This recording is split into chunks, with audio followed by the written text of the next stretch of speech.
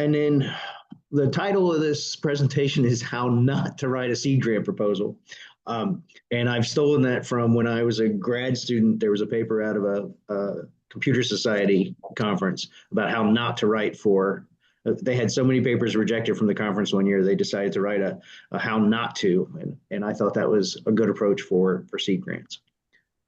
So I want to start off a little bit with what's not a seed grant. And I've realized as I get older that my movie references don't always extend to things.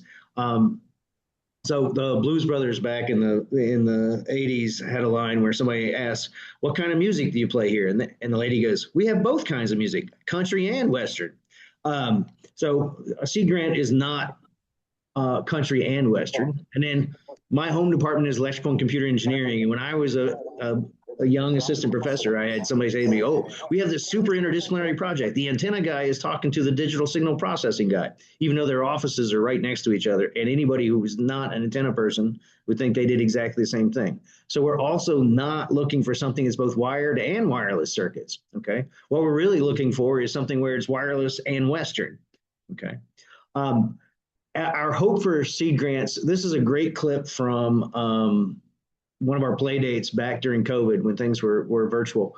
And this was a collaboration between Justin Perkinson in cinema and Matt Hull, who I believe is in CNRE, and I should know the answer to that. But let me just play this clip. This is what we're looking for. Sure, you got the gist of it. What is the dynamic between the artist and scientist, and was there any tension between the aesthetic of the piece and the desire to reveal information about it? Cool. I got the most of that. It was really contentious. Not at all, Matt. Do you want to go first, or you? I mean, how? Yeah, because I got a great response to that. Okay. Having gone through this process, I'm not sure which is which.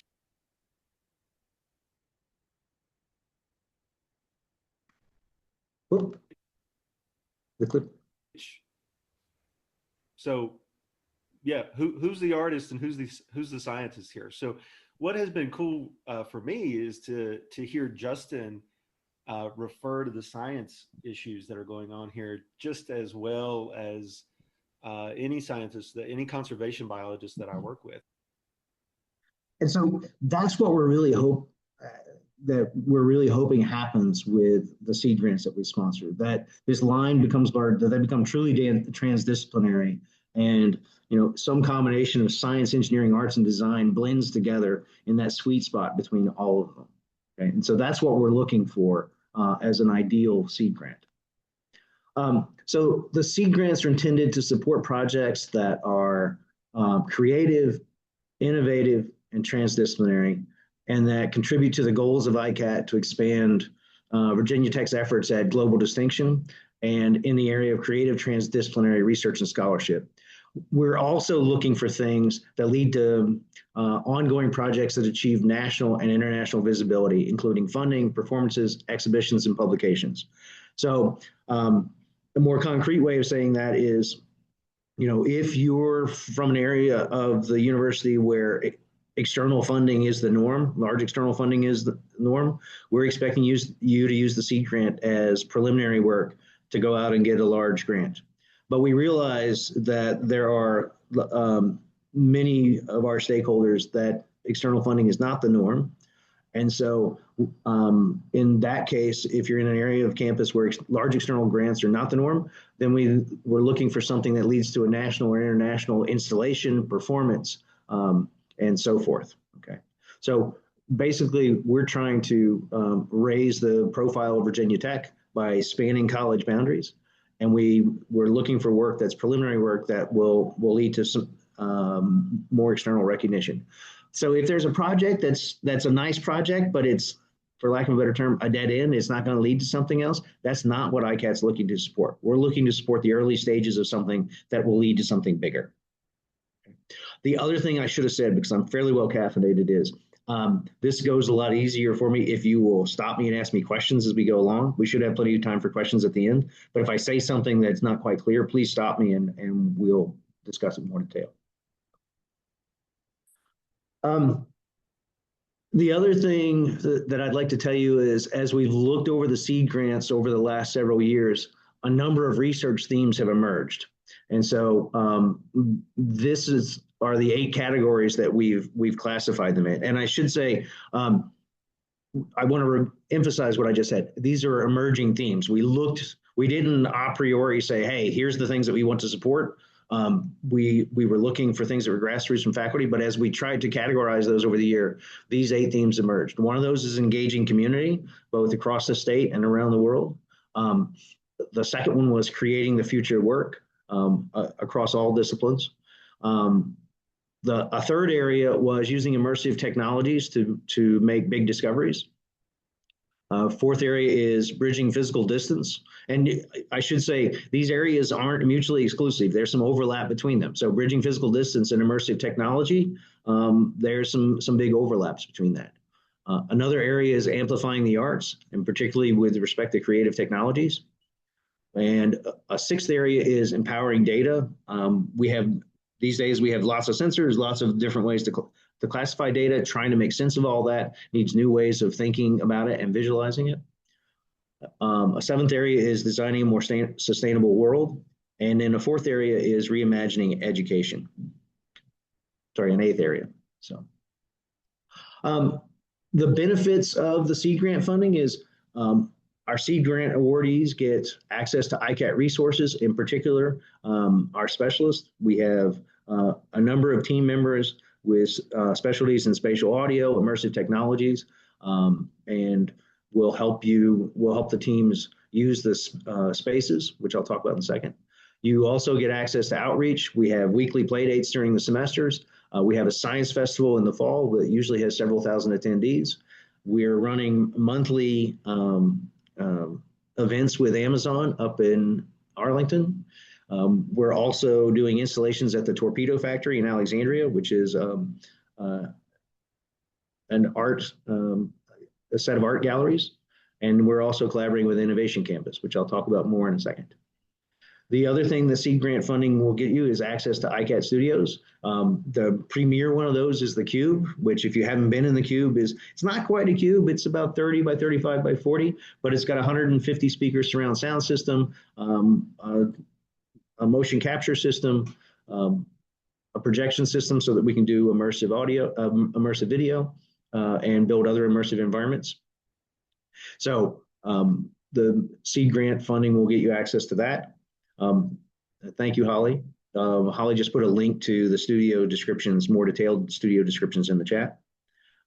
You also get access to the Create Studio, which is our prototyping studio, also in the Center for the Arts, which has 3D printing, a laser cutter, other capabilities for prototyping. And then we have Experience and Perform are 2 other spaces that are in the Center for the Arts. And Perform is basically to think about it as a miniature cube. The cube is our most heavily scheduled space. And Perform is basically a smaller version of that to help you ramp up on your project before having time in the cube. And then Experience is another space for building things out. We have groups in there now. And then we also have spaces here in the media building, which is where I'm sitting right now, and it's across from the farmers market on the western side of campus. And in the Creativity and Innovation District building, the CID dorm spaces there. So we have 3 main categories of SEAD grants. The majors, which is what I'm talking about today, those are up to $40,000. Proposals are due February 2nd at midnight, and they're for faculty and led by faculty. We have minis that we do once a year in the fall. Those are up to $6,000. I'm not talking about those specifically today, but most of what I'm saying, other than the size of the project, will apply to them. And then we also have student SEAD grants, which are student-led. And those are up to $1,000. The proposals are due in the fall, and we've actually just decided to do another round in the spring, and we'll be sending out a notification about that later today or Tuesday. So what I want to talk about today, though, are the major SEAD grants. And before I jump into the specifics of the SEAD grant call, what I want to do is very quickly run through some things that we've funded over the last couple of years, just to give you an idea of the breadth of the topics and the teams that the SEAD grants have supported. And so this isn't meant to say these are exactly what you need to be doing. Again, I'm just trying to give you an example of the breadth and depth and things that they've led to. Oops, sorry, I lied to you. I'm going to talk about the call first, and then I'll give you the examples. So the call for the major seed grants, the project start is in July of 2026. The amount is up to $25,000. If you can get by with less, we'd like you to ask for less because we'd like to support as many teams as we can. And so if we have a project that comes a little bit under $25,000, that lets us do a little bit more with somebody else. And so in the category of the open call, we're going to fund several transdisciplinary projects. Again, looking for them to be pilot or feasibility studies, preliminary work. And we're looking for research teams that involve 2 or more of the research areas listed in this document. And in particular, we'd like teams to span college boundaries. What I like to say is if you have a project that can be done entirely with faculty in your own department, ICAT is not the place for you in terms of funding. But if you have something that spans college boundaries, we are definitely interested in supporting that. And we realize some of the colleges are more heterogeneous than others. So it doesn't necessarily need to span college boundaries if the departments are sufficiently different from each other. The project duration should be for 1 year, beginning in July 26. One thing is just emphasizing the fact this is meant to be preliminary work. So failure is an option. So we're looking for things that take a chance on something big, okay, and learn from that failure to do something better later on. The second category for the major seed grants is a partnership with the Institute for Advanced Computing, which is in Academic Building 1 in Alexandria. And so we partnered with them. These projects also start in July 26. The amount is up to $40,000. So yes, these are bigger. We're looking for proposals that leverage the facilities of both spaces. So in particular, the Cube at ICAT and the Immersive Innovation Lab or the Drone Lab at IAC. And we're trying to foster cross-campus collaboration and joint exploration. So things that we're looking for include intelligent interfaces, interactive and immersive environments, but any area of convergence between ICAT and the Institute for Advanced Computing will be considered. The IAC is planning to upgrade its spaces soon, and that's going to include motion capture technologies. The outcomes can be publications, installations, proposals for performances, or proposals for larger external funding, similar to our open call. In terms of the eligibility, the teams have to have at least 2 researchers, with one of them being a core IAC faculty member, so somebody who's up in Alexandria and a member of IAC, and one non-IAC member from elsewhere in the state, but ideally the main campus. We're particularly looking in things that bridge the Alexandria and Blacksburg campuses, and projects that leverage the areas that IAC is focused on. So artificial intelligence and machine learning, human-computer interaction, wireless and next-generation wireless systems, computer systems and quantum computing are very much encouraged, but we're certainly open to other topics that bridge the 2 campuses. And then actually, and I apologize, I realized running through the slides this morning, I left out a slide on, we have one other category, which is the Susan Duncan seed grants. And Holly, if you would put the link to the Sue Duncan, this is a collaboration with CALS, and for the folks from CALS, I apologize. So it's similar to our partnership with IAC in that it's looking for areas of emphasis in CALS, and at least one faculty member has to be from CALS and one from another part of campus. And again, I apologize for the folks from CALS. I realized this morning I'd left a slide out about that. So, the seed grants, the major seed grants are open to all Virginia Tech faculty. The funds will be available July 15th. If you're familiar with how the E&G funds work, they become available on July 1st, but we don't actually get them till a couple weeks later. And so, but they also expire at the end of the fiscal year. So you have to have all the expenses posted by the end date of the following, at the end of that fiscal year. Any unspent funds have to be transferred back to ICAT within 45 days of the project's end, and funds cannot be used for conference travel. So we're looking to support preliminary work, not travel to conferences. Now let's talk about what we funded last year to give you an example. So the seed funding from last year, we had $296,000 of seed grants funded last year. There were 13 major grants, 5 mini grants, and 6 student grants. We had 47 faculty and 105 students that we supported, and those were from 21 departments and 7 colleges. And there are 10 colleges at the university, so we covered most of them. And then, as I mistakenly said earlier, let me give you a quick run through of the SEAD grants that we've supported over the last couple of years. Again, just to give you an idea of the types of things that we've supported and the breadth of the groups. So from fiscal year 24-25, one of those projects is Breathing Life into McEtras Tomb. That was Amon El-Goele from School of Design, Thomas Tucker from School of Visual Arts, Amanda Nelson from the School of Performing Arts, and Sang-Won Lee from Computer Science. Actually, McEtras Tomb, in terms of what I said earlier about leading to large external recognition, that project won a museum prize from Egypt, and they are opening today at the Egyptian Bureau of Education and Culture in DC, and that will be open for the next couple of weeks. And so just as an example of the sorts of things that the preliminary work can lead to. Again, I'm not diving into these projects in detail. I just want to give you an idea of the breadth of things. So the AI accessibility project looked at improving physical spaces for people who are blind and have low vision. This was Andrew Geib Lazaro from School of Architecture, Luis Monsivas from the School of Architecture, Meng Zhu from Marketing, Ming from Computer Science, Abhijit Sarkar from VTTI, the Transportation Institute, Lisa Dawkins from STS, Rashith Ghanem from Computer Science, Sharada Thinaru from School of Architecture, and Aaron Harrigan from School of Architecture. So School of Architecture, Computer Science, Transportation, okay, STS. Another project was Design Technology to Support Hospital Education, and this was Fenda Williams from Computer Science and Sweta Benaya from English. So engineering and clause. Uplifting livelihoods of indigenous people in Sri Lanka through technological interventions. This was spanned geography and ag leadership and community education.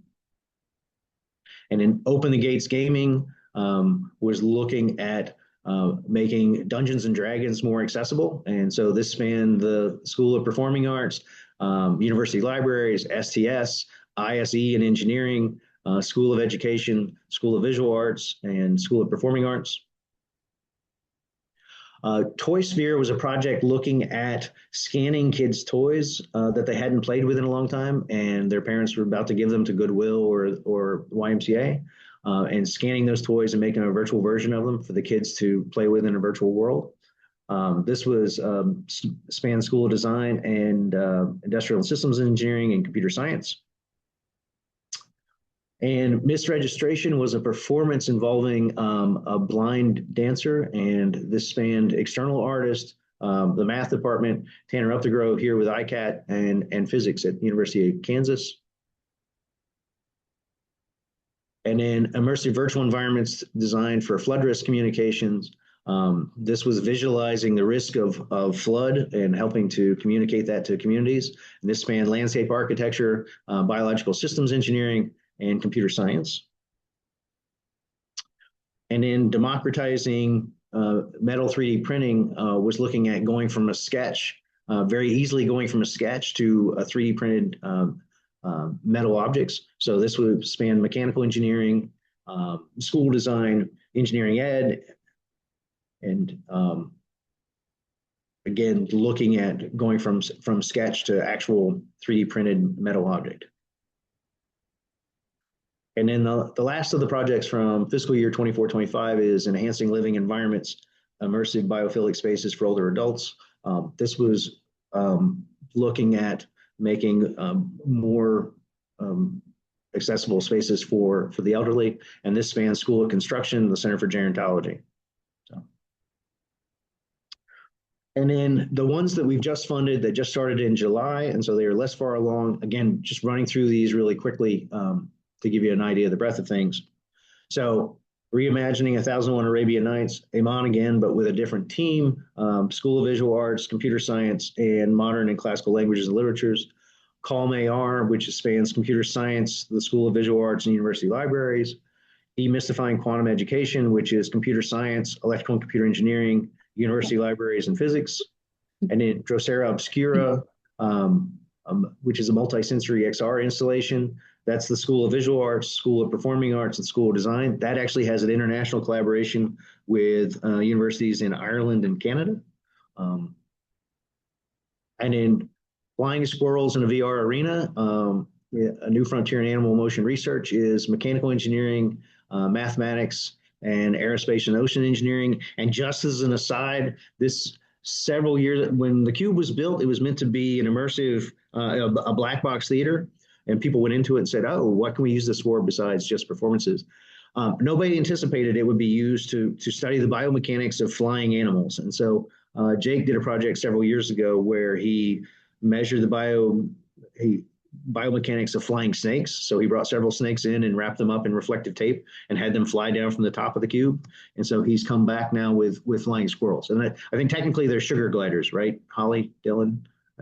I think so, yeah.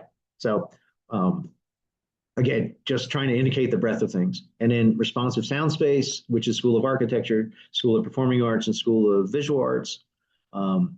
Rooted design, shaping architecture through engineered growth. This is School of Architecture and the School of Plant and Environmental Sciences.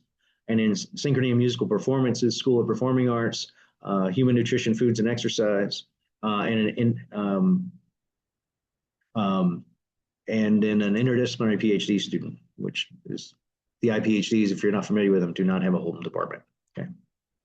So again, was just running through those very quickly and to give you an idea of the breadth of the teams and the breadth of the topics. In terms of the review criteria, the proposals are going to be reviewed by the ICAT senior fellows and evaluated based on the following criteria. So the intellectual merit and the innovation, how does this expand our knowledge of the world, push the bounds of the canons for performing arts. And then the interdisciplinary nature of the team, the correlation to the mission of ICAT, the broader impact of the project. Afroz, I see you have your hand up. Sorry, I didn't see when it went up.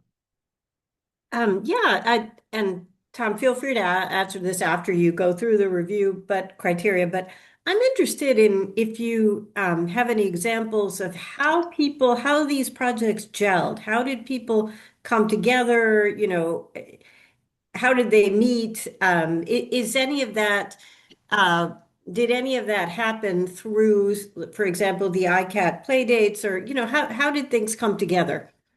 Afroz, that is a great question. And I really don't have a good answer for you because I think it depends on the teams themselves. So I know in the past, sorry, for everybody's benefit, I have been involved with ICAT since the very early stages, but I went away for a couple of years to be a program manager at the NSF. And so I just came back in August after being away for almost 3 years.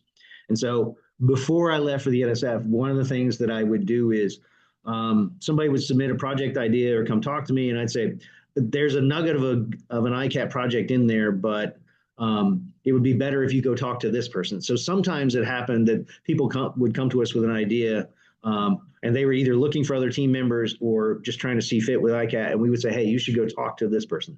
Usually, though, people had how people found their teammates, I don't always know. Sometimes it's play dates. Sometimes it's just, for all I know, it's through their kids' soccer teams, right? I mean, I've certainly had some teams where they were talking about who was going to be at the soccer game later that weekend. So, and Holly, the other thing of Rose is if you have an idea and need help finding someone, we can we've also helped with that in the past in making those connections. Yeah. So. Thank you. Thanks, Afroz. And actually, I just noticed there was a question earlier in the chat about whether postdocs are eligible. And postdocs are okay as long as they'll be here for the duration of the project. So let's see. And then back to the slides. Again, looking at correlation to the mission of ICAT. Again, so stepping back for a second, folks may or may not know this, but the university has two different types of institutes. There's the thematic research institutes like the Transportation Institute, Frailin Biomedical Research Institute, the National Security Institute. The university also has investment institutes, which is what ICAT is. And so as investment institutes, we're not meant to go out and get large research grants ourselves so much as we get funding from the university that we're supposed to turn around and give to the faculty and students to do preliminary work.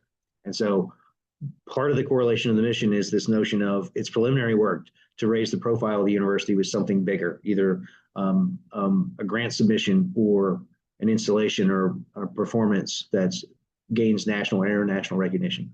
Okay. And that leads to the broader impact of the project, things beyond the intellectual merit, then the potential channels to advance the proposed research. And that really is, what is the follow-on plan? Okay, and I'll come back to that in a little bit. The timeline, does it seem like a reasonable plan to get the work done in a year? Whether the project has clear outcomes and deliverables. Looking at the alignment with the project categories and or themes. In my mind, this is less important because remember what I said earlier, those 8 research themes that I listed earlier, those emerged out of the things that we had supported in the past. I expect those themes will change over time. My view is that ICAT is constantly reinventing itself. We're advanced development for the university. We're an incubator for the university to try new things. And so if you have something that doesn't fit cleanly into one of those themes and spans multiple themes, that's fine. That's totally fine. Okay. So what happens, what's not on this slide is we have the ICAT senior fellows, which represent most of the colleges on campus. They're people who've been involved with ICAT through SEAD, mostly through SEAD grants earlier. They perform the reviews. We try to get 3 senior fellows to review every proposal. I don't look at them. Lisa McNair, who is my co-director, will not be looking at them until after they've received their reviews from the senior fellows. Then we have a meeting where we go through the ones that are the rankings of them. And then based upon that meeting, then Lisa and I will make a decision about the things that we're interested in potentially funding. And so if your proposal scores well and we're interested in funding it, we'll probably reach out to you and set up a meeting where we talk about the project, find out more about it, and probably try to mostly talk about your budget. Okay. And you won't necessarily be funded after that, but you're at least in the running. Okay. So let me get to the how not to part. So I've seen a lot of proposals, SEAD grant proposals over the year, and there's some common issues that come up. One of those is not clearly defining what the outcomes and deliverables are going to be. And thinking about how those outcomes and deliverables will be curated for an external audience, particularly if you're looking for funding from one of the funding agencies or trying to get an installation or performance with a museum or some other venue. Frankly, sometimes things are poorly written and not much care is shown. What I would say to you is pity the poor reviewer. The senior fellows will have several of these to review, generally in a pretty short time frame. So make sure they're easy to read and well written. Another really common problem is they're not really transdisciplinary.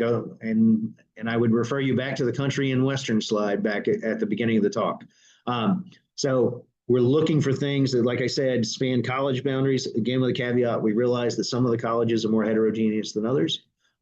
But I'll pick on my own department, having the antenna person talk to the DSP person is not really transdisciplinary, even though maybe you don't do exactly the same type of math. That's not what we're looking for. We're looking for something ideally that spans the university. The other common problem is, you span multiple colleges, but it looks like a throw it over the wall project where it's, person X from this department is going to do something, and then they're going to throw it over the wall to person Y from this other department, and then they'll throw it over the wall to person Z. That doesn't look transdisciplinary. That just seems like a collection of mismatched things. So, and then another common issue are just problems of scope and budget. The project seems too big to be able to be accomplished in a year, too small to be accomplished in a year. The budget and the text don't jive with each other. So you say something in the text that's not backed up in the budget, or there's something in the budget that's not explained in the text. Things should hang together well. Okay. Some I hopefully helpful hints. One is write for a lay audience, not your academic field. The reviewers, like I said, will be other faculty, but they won't necessarily be 3 faculty from your department. So write for somebody from a different college. Okay, write for a lay audience. And in terms of the titles, shorter is better. It's not a journal article for review. Just make it succinct and meaningful. And another helpful thing is write as if it's a proposal for an external funder, because one of the criteria we're going to be judging you on is whether or not this is preliminary work that's likely to lead to some external recognition. And so, and when I say external funder, I mean external venue. If you're looking for a place that, if you have an installation or performance that's not looking for funding so much as a place to be a home, to be shown. Okay.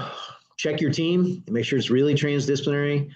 Feel free to send me an email if you need help finding a collaborator. Going back to Afroza's question earlier, I might be able to help.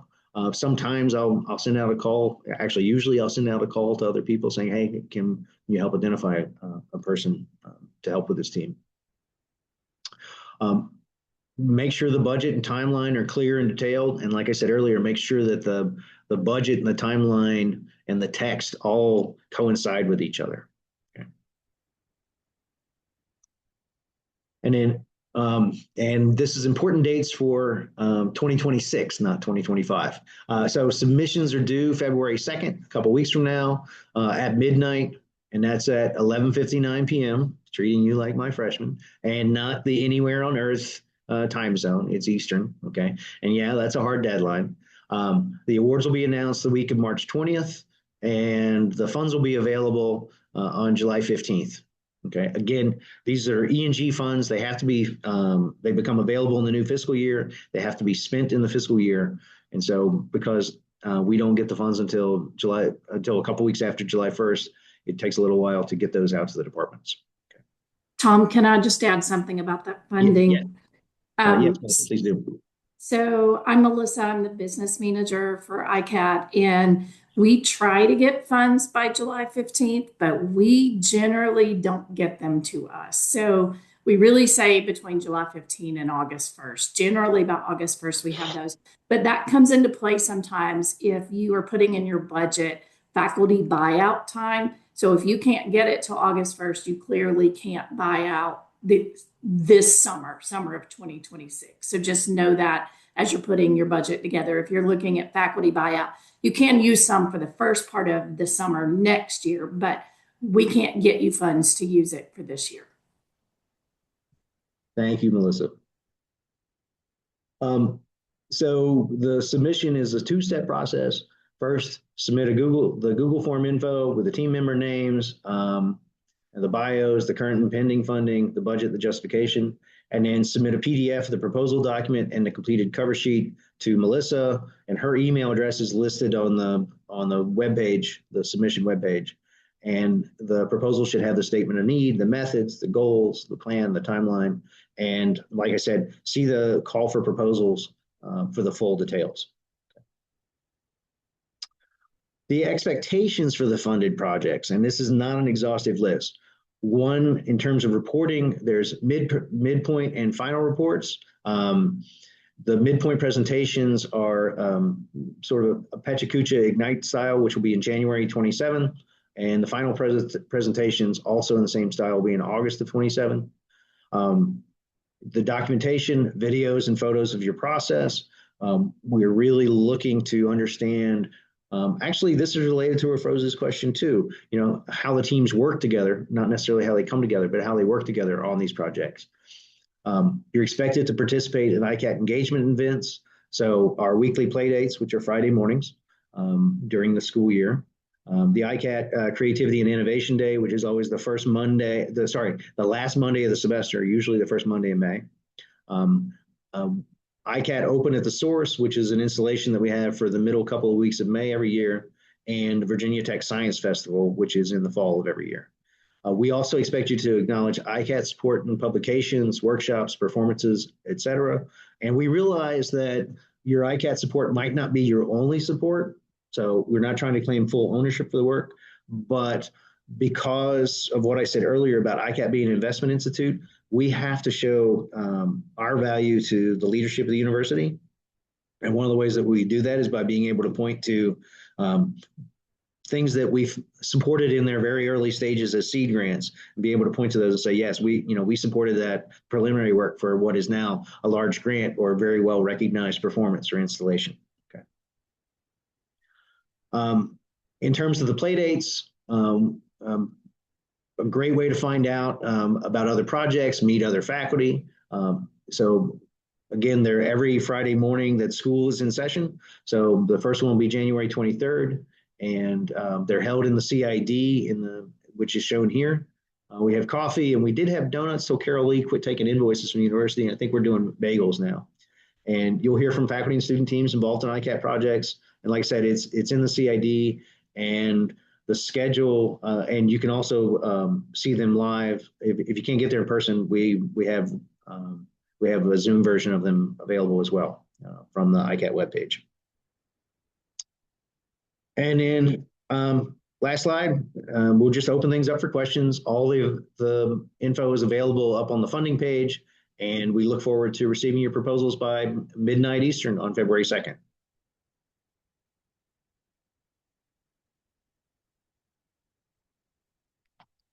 So questions, comments, snide remarks, or by stoned everybody into silence?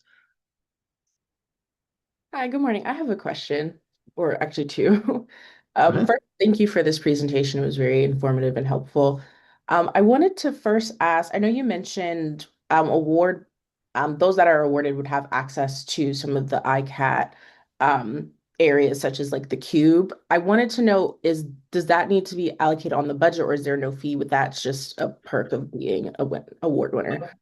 So that's a great question. And it depends somewhat on what you're doing. Okay, so if you're doing something like the flying snakes, where nobody's going to be coming into the cube, it's just going to be snakes in there and you're going to be measuring them, then it's going to be working with our team to, because they understand how to use the equipment that's in the cube. If you were going to be doing a performance where, you'll have the public attending, then there are some real costs associated with that we have to work with the Center for the Arts to have people monitoring the space and the audience. And so that should be included in your budget. Okay. And Holly, Melissa, do you want to chime in on that?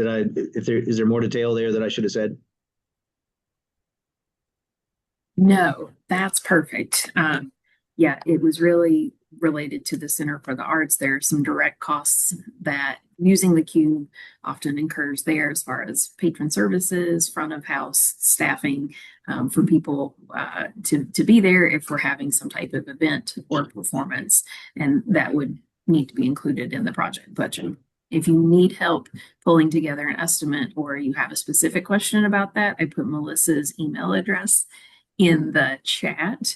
And if anybody thinks of a question later, Melissa is really the main point of contact for all things SEAD grant. Perfect. Thank you so much. And then you are welcome. Last question, because our team's kind of in between topic ideas. Yeah. Would it be better to have a project that focuses on, or that I guess uses different participant groups, like you're looking kind of at 3 different types of interventions or areas, or trying to really hone in on one specific idea or group? And hopefully that's not too vague, but I think the answer to that is yes. Sorry, that question is very project specific. You need to think about, the team needs to think about what's most likely to lead to something. If you're looking for external funding, what's most likely to lead to success in terms of getting external funding? If you're looking for some sort of international performance or installation, what's most likely to lead to that international performance or installation? And so if it's looking at different groups, then look at different groups. If it's honing in on one thing, Again, since it's preliminary work, one way to think about it is, hey, I have this bigger project in mind, but there's this one unknown. And if I can't do that one unknown, what's it going to like? Then I won't be able to do the rest of it. So the preliminary work is let's get that big question out of the way. And so does that help you think about it? It does. Thank you. I appreciate it. Yeah. And that's all my questions, but thank you for all of your help. Oh, you're welcome. Other questions?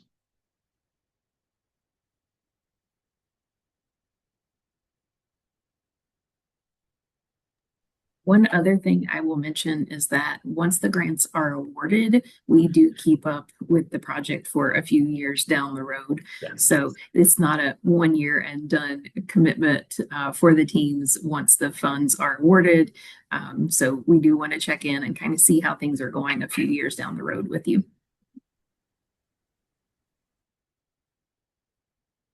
Yeah, and the reason for that is simply because sometimes your first attempt at external funding or getting an installation or performance doesn't pan out. And it might take another year for the deadline to come around again. And so for instance, we gave a mini seed grant to Paula Zellner and some of her team in the School of Architecture. Holly, was it 23, 22? It was a couple of years ago. And it was a mini seed grant. It was just $6,000 again several years ago. And Paolo just had an installation at the Venice Biennale this past summer. So a couple years later. And again, ICAT was a small piece of the support that and resources that she managed to pull together from across the university and elsewhere.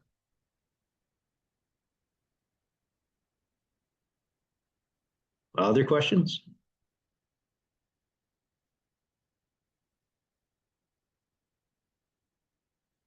Like my freshman class, I've stunned you all into silence, I think. So don't be shy.